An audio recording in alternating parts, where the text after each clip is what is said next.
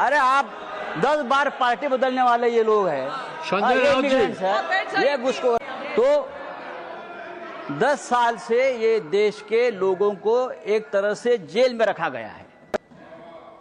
लेकिन अब जो विदेश से लोग आएंगे वैलिड पासपोर्ट पर, वैलिड वीजा पर, उनको भी शायद ये कानून जेल में रखना चाहता है। हर बांग्लादेशी 3 करोड़ से ज्यादा है, उनको निकालना जरूरी है। और ये मूवमेंट सबसे पहले मुंबई में हमने शुरू किया था, आपको मालूम होगा।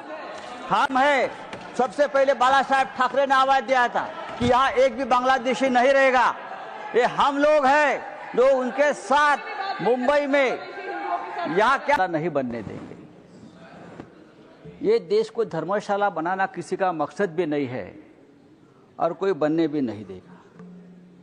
लेकिन ये देश जेल भी नहीं है।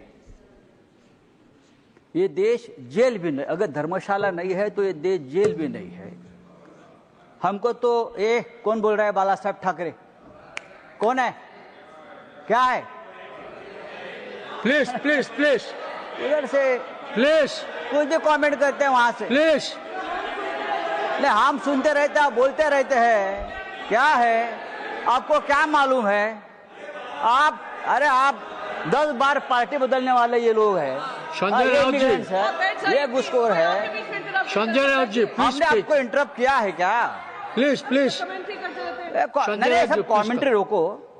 मेरा टाइम अभी शुरू हो गया। तो 10 साल से ये देश के लोगों को एक तरह से जेल में रखा गया है। लेकिन अब जो विदेश से लोग आएंगे वैलिड पासपोर्ट पर, वैलिड वीजा पर, उनको भी शायद ये कानून जेल में रखना चाहता है। हर जिस तरह से कंडीशंस लगा दिए हैं, जिस तरह से उनके ऊपर फोर्सफुली बहुत से एक्ट लगा दिए हैं, तो यहाँ लोग धीरे धीरे टूरिस्ट भी आना बंद करेंगे। इस प्रकार के कठोर कानून यहाँ लगाए गए। सर, प्रेसिडेंट ट्रंप ने, हाँ ये कानून चाहिए। हम नहीं चाहते कि देश में कोई इलीगल तरीके से रहे, चाहे बांग्लादेशी हो, चाहे रोहिंग्या हो, चाहे अमेरिकन हो, चाहे यूरोपियन हो। प्रेसिडेंट ट्रंप ने हमारे लोगों को, भारतीय लोगों को जो अवैध है वहाँ, उनको हाथ पांव में जंजीरें बांधकर आर्मी के प्लेन पे यहाँ भेज दिया इनह्यूमन तरीके से।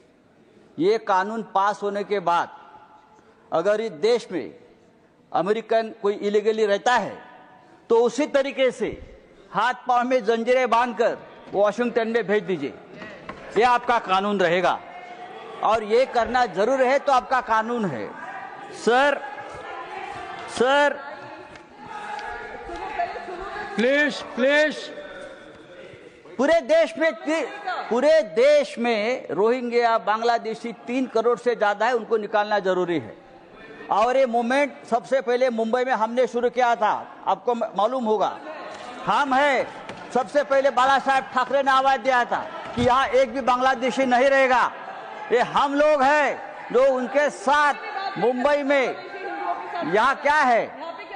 सर, बिल में जो सेक्शन 7 है, सेक्शन 7 कहता है कि जो फॉरेनर यहाँ आएगा, सेंट्रल गवर्नमेंट डिसाइड करेगी वो कहाँ ठहरेगा, उसकी मूवमेंट कंट्रोल करेगा। वो किस होटल में ठहरेगा, कहाँ घूमेगा, कहाँ जाएगा।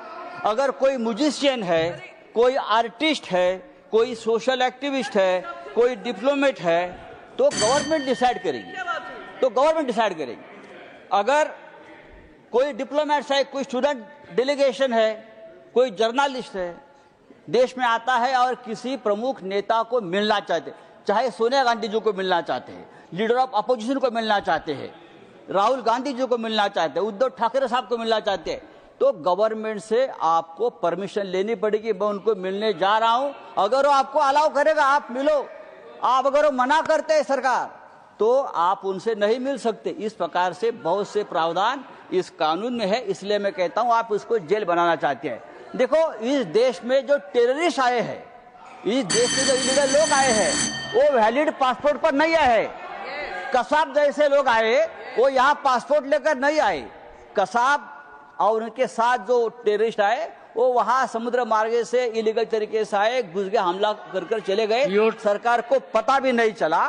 तो ये सब रोकने के लिए कानून की जरूरत, कानून पहले भी थे, आज अगर हम कानून और मजबूत बनाना चाहते हैं तो बनाइए, लेकिन इस कानून में ऐसे कुछ प्रावधान है, ये फिट केस है, ये बिल वापस आप स्टैंडिंग कमेटी के पास भेजकर उसके ऊपर वापस हम चर्चा करें। Thank you. Very good.